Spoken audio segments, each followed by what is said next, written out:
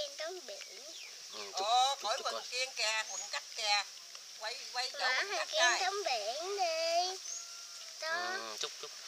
Đi rồi đó. Logic. Đi rồi đó. Kiên tắm biển. Con qua đi rồi. Chúc cho nó chúc được để con quay cái nữa. Cây ăn mẹ nghe, cây ăn mẹ nghe. Cái thẹo ơi, cái thẹo ơi.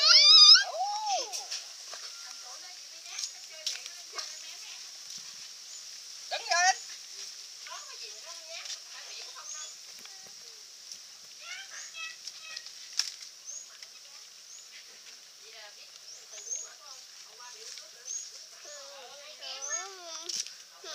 Kiên tắm biển đi. Kiên tắm biển sóng đánh sao?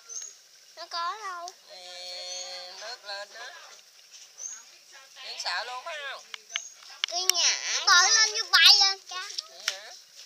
Xuống. Đâu phải đâu bay cao đâu. Nằm xuống đất luôn phải không? Nó có đâu. Bơi đó rồi xuống vuông đâu. Sao?